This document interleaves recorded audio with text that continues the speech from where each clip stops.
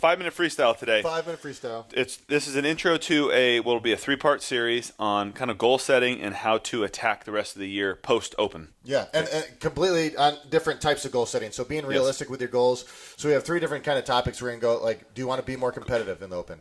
Do you just want to look better naked? These things are going to look different. Right. And then also the type of training that you do is going to the type of training you're going to do is going to look different. And then do you just want to be healthier? Do you just want to just come in and feel better? Because being more competitive does not mean that you'll automatically be healthier. And a lot of times it's the opposite. Complete opposite. Yeah. So we're trying to help people understand is, okay, the open is this thing we kind of jam down everyone's throat. Is it right for everyone? I think it's a great fun time of year, but should you be discouraged if you didn't do well in it? And if you weren't if you were trying to do well in it and you've been practicing the skills all year long and you didn't do well, you should be disappointed, and now you got a whole bunch of work to do. If you haven't been practicing muscle ups or snatches or double unders, you shouldn't be disappointed. You're just trying to look better and feel better. Yeah. So basically, we're going to dig into those 3 categories and help you understand what you should be focusing on. And basically what we have on the board here is starting off with getting in the gym on a regular basis. Yeah. Regardless of what you're trying to accomplish, that's kind of like the least common denominator.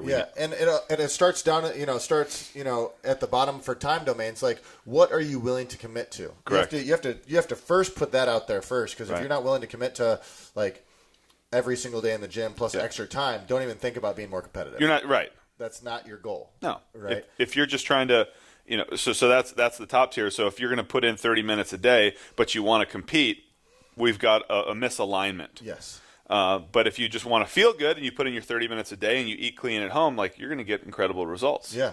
And then if you just want to really, really look good, you don't need the skills.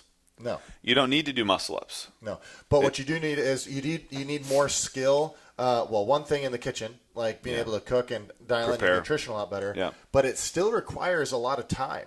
So not so much so where you're like 6 days, 7 days a week or anything like that. But 4, you got to do more than 3, and then I'd like to see you active outside of the gym as well. You can't just go be a couch potato and eat ice cream. Yeah, go on long walks, go for bike rides, go for a run. You got to be an active individual. Do something every day. Yeah. So, but we're gonna dive into each one of these topics a lot more as we progress, throughout the next couple of weeks. Yeah. But it's more about just in this intro section talking about what are you willing to commit to?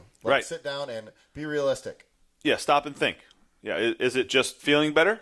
That's great. You need to spend more time doing mobility. Mm-hmm. Maybe you don't need to lift heavy because you can't recover and recover from the soreness. So maybe you're not lifting heavy. Maybe if you do lift heavy, you cut your reps down. Yeah. So if you just want to feel good, and get rid of inflammation, start there. Maybe come in and ride the bike a couple days a week instead of doing class. Yeah. Just kind of keep things moving. And if you want to look good, I'll talk to you about that.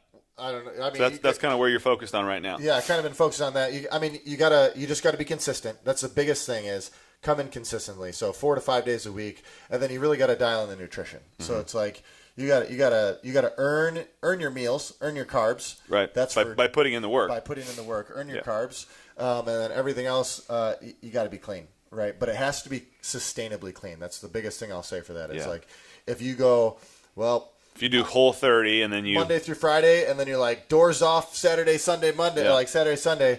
That's not how that works at all. Yeah. Right? So if you do the 80-20 paleo, for example, and say let's just round up, say there's 21 meals in a week. Most people don't eat 3 meals a day, 7 days a week. But if you take 80% of that, that's only 4 meals that you can deviate. So if you have work function one night, that means your weekend now you're cut down to 3 meals, not 3 days. Correct. Right. So it's if you're going to be true 80-20, that's kind of you're looking at 4 meals a week that you can deviate. Well, if you don't have breakfast, lunch, and dinner, that cuts you down to what?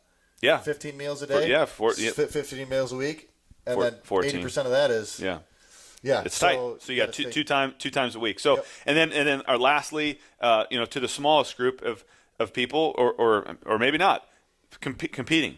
Competing is going to require doing some extra work. And what we saw in the open is the people who finished towards the top practice skills. It's not just about how fit you are. It's can you do everything? Yes. And we're gonna dive more into that, like how to actually go into it and how to actually program for it and what you need help with. So be on the lookout for that. So that's our little 5-minute freestyle, kind of putting you in three little groups, and then we'll all kind of figure out where we're headed basically the next 6 months as we get into the rest of the year.